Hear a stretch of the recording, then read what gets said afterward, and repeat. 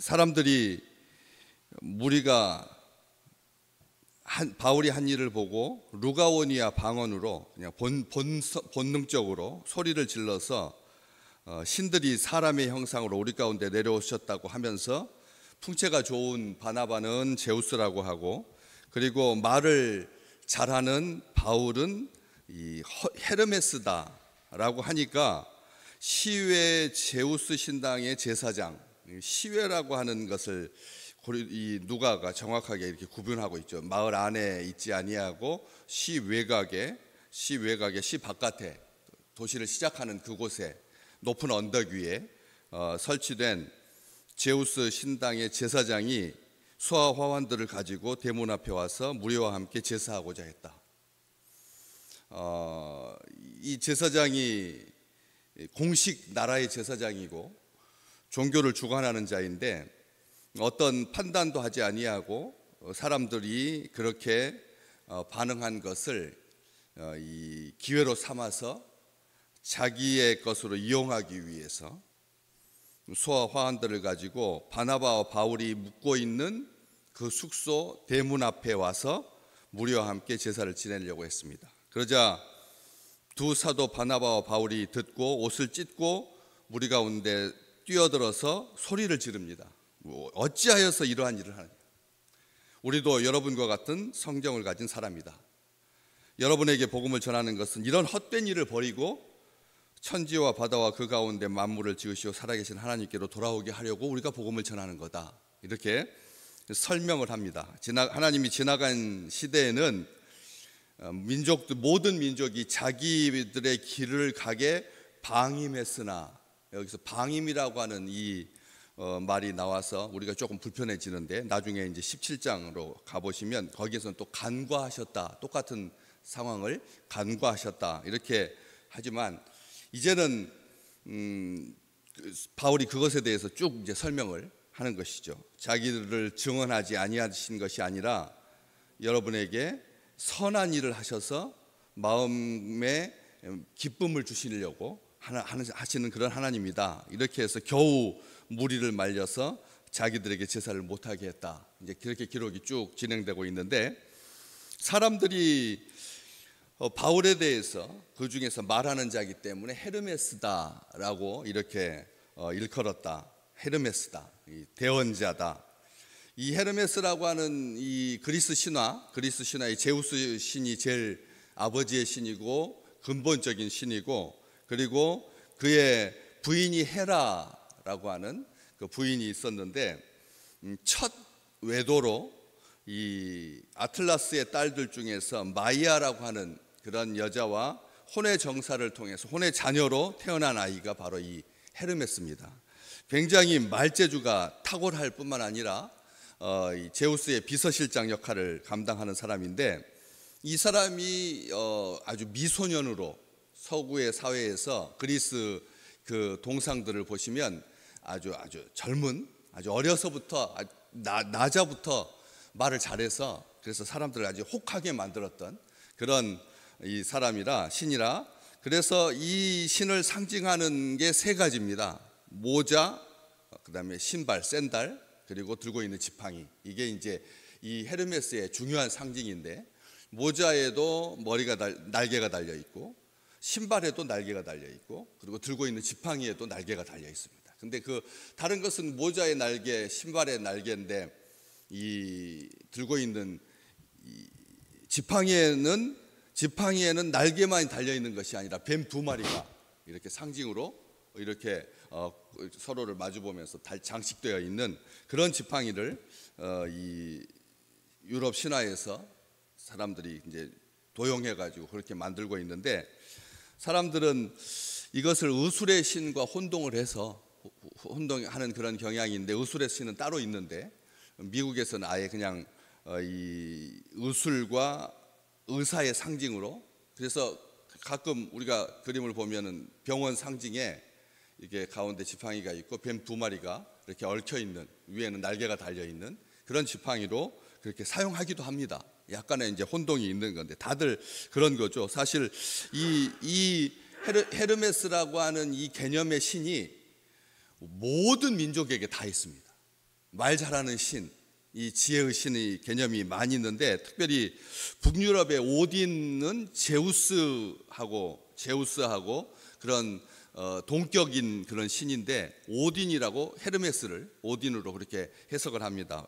그 뛰어난 정보력을 가지고 있고, 그리고 또 지혜롭기도 하고 하니까 이렇게 혼동하는 그런 경향이 있는데, 우리가 뭐 그것까지 다 기억할 필요는 없지만, 이 날개 달린 모자, 날개 달린 신발, 날개 달린 지팡이, 신원을 전달하는 자, 그리고 여행하는 사람, 목동, 그리고 체육, 웅변, 도량형, 그 다음에 발명, 뭐 상업, 이렇게 우리 삶에 아주 밀접한 모든 것에 관여하는 대표, 그것을 주관하는 그런 신이라고 일컬어집니다. 그런데 유독 이 말과 관련하여서 여기 헤르메스는, 바울은 말하는 자이기 때문에 헤르메스다라고 그렇게 사람들이 숭배를 했다. 바울이 도대체 말을 잘해서 그렇게 생각을 했을까?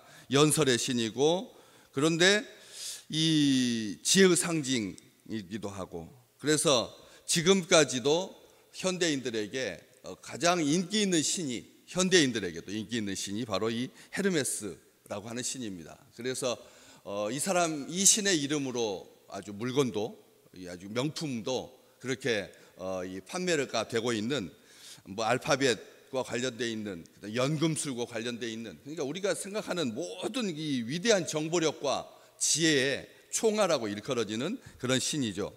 그런데 이 아들을, 혼의 자식인데도 헤라가 귀엽게 사랑하는 그런 아들로, 처음에 정신이 하나도 없었는지 어쨌든 그렇게 이 정상적인 관계 바깥에서 얻은 아들인데, 헤라가 그를 사랑합니다. 그렇게 아끼고, 또 그런 과정 속에서 제우스가 이 헤르메스를 이 자기의 심부름꾼으로 삼기 위해서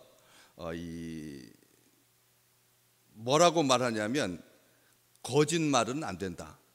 말을 너무 잘하니까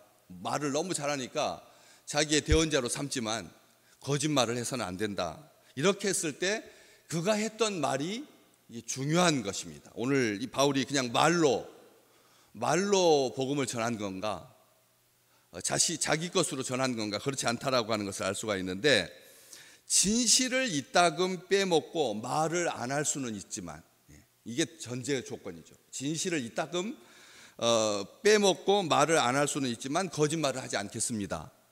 이렇게 해서 제우스의 비서실장이 되는 겁니다. 이게 신원을 전달하게 된 것이 된다는 것이죠.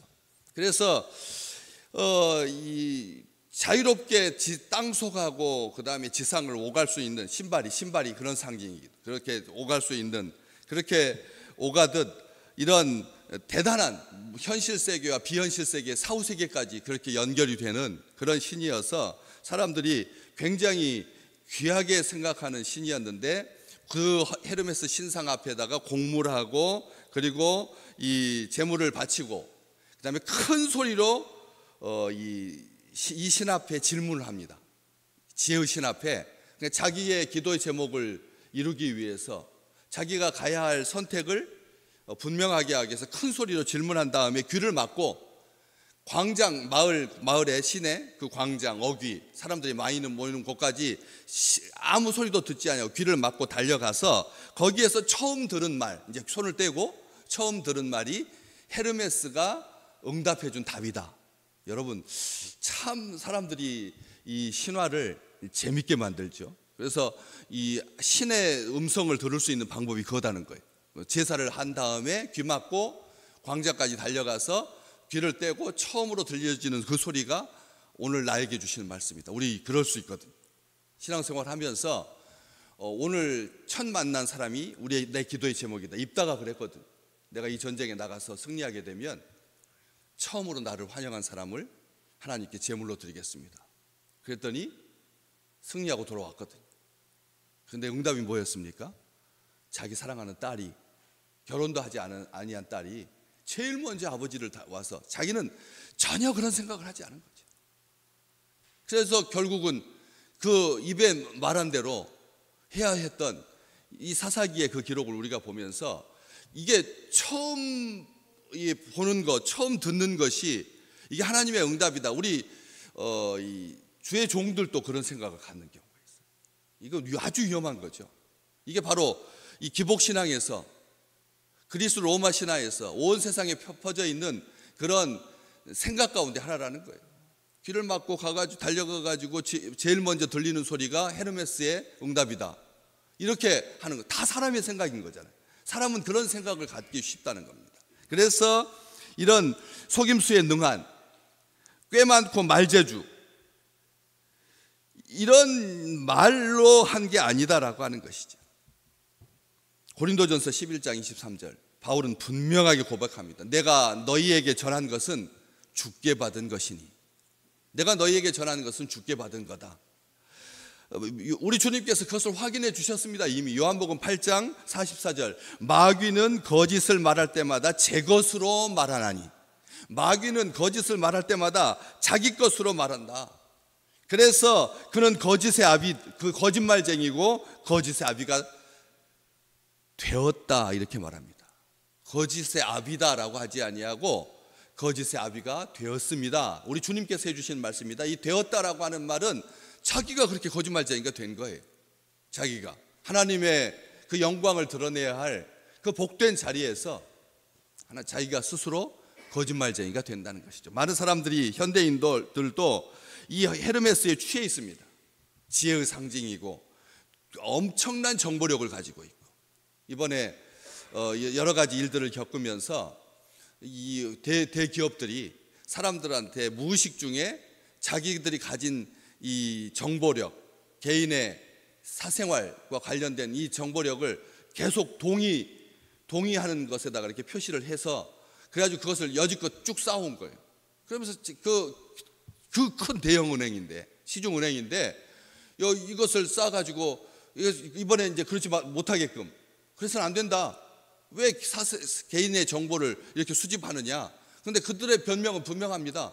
이렇게 많은 사람들의 데이터를 통해서 어떤 물건을 팔아야 하고 어떤 상품을 팔아야 할지, 그런 빅데이터가 축적이 되어서 기업에, 그들에게도 이익이 되고 우리 기업에도 이익이 되기 위해서 정보를 수집한 거다. 아니다. 그렇게 해서는 안 된다. 이렇게 판정이 나가지고 지난 4월부터 정지했다. 이런 말을 우리가 보거든요. 이 정보력이 가진, 빅데이터가 가진 사람의 우리 다 드러나는 겁니다. 우리가 어디 가서 며칠 날, 무슨 요일 날 어디에서 무슨 결제를 했는지 다 아는 거예요. 기업들이 다 알고 있는 거예요. 그러니까 그 사람의 사생활이 고스란히 노출되는 거죠. 이게 선한 목적으로 좋은 물건을 판매해서 피차간의 이득을 얻기 위한 명분은 그럴싸한데, 그런 정보가 쌓이면 나쁜 사람의 손에 들어간 것을 염려할 필요도 없이 이런 일들로 사람들이 이런 이 굉장히 지혜에 대해서 갈망하는 거죠. 어떤 사람들의 그것에 대해서 갈망을 하고 있는데 낭만적이고, 그래서 현대인들에게도 너무나 추앙받고 있는 자기들이 만드신 헤르메스적인 존재, 이것이 이게 얼마나 사악한 일인가, 이게 얼마나 위험한 일인가, 이 말을 통해서 확인할 수가 있다는 것이죠. 그래서 두 사도가 옷을 찢고 무리 가운데 뛰어들어서 소리를 지른 것입니다. 절대 안 된다는 거죠. 옷을 찢었다라고 하는 이 말, 우리가 옷을 찢지 않으면 이런 위험에서부터 자유롭지 못하다라고 하는, 우리도 그렇습니다. 이런 마음을 가지고 있다라고 하는 것이죠. 그래서 사람들이 볼 수 있도록 옷을 찢는다라고 하는 그 행위는 사람들이 이 옷을 찢어서 나는 사람이다라고 하는 것을 보여주는, 나는 사람이다라고 하는 것을 보여주는, 깨닫게 하는, 알게 하려고 하는, 이것은 신성모독이다라고 하는 것을, 마음을, 우리 주님께서, 그래서 하나님께서 말씀하십니다. 옷을 찢지 말고 마음을 찢으라, 이렇게 말하는 것이죠. 옷을 찢지 말고 마음을 찢어라. 상한 심령, 통회하는 심령, 이 통회하는 마음으로 하나님께 구하라는 뜻입니다. 과거에는 그런 일들이 자주 있어 왔다. 그런데 하나님께서 방임한 것처럼 보인다. 그러나 하나님께서 이게 간과하신 거다. 지금은 이런 것을 하나님께서 싫어하신다. 하나님께서 어떻게 얼만큼 싫어하시느냐? 심판하신다. 하나님께서 심판하신다. 과거에는 그런 일, 자기들의 길, 헛된 일, 우상을 숭배하고 지혜를 숭배하고, 우리가 지혜를 숭배하는 것은 우상 숭배하는 것이 아니다라고 생각하기 쉽거든. 그런데 사람들이 그런 지혜를 갖기 원합니다. 신적인 지혜를 사람들이 원합니다. 그래서 아주 기막힌 신의 한 수, 이게 말에서 나온다, 생각에서 나온다, 이렇게 가지고 이것을 숭배하는 경향이 있는데, 이것은 하나님께서 심판하시는 일이다. 우리에게 참된 지혜는 하나님께서 주신다라고 하는 것을 보여주고 있는 것이죠. 하나님만이 살 길이다. 하나님만이 창조주이고 하나님만이 살아계신 분이고, 하나님께서 사람들에게 마음의 만족과 음식과 기쁨을 주신다. 우리가 뭘로 만족할 거냐는 거죠. 그 만족함을 채우기 위해서 사람들이 다양한 것을 추구합니다. 지식의 만족, 그리고 입의 만족, 눈의 만족, 귀의 만족.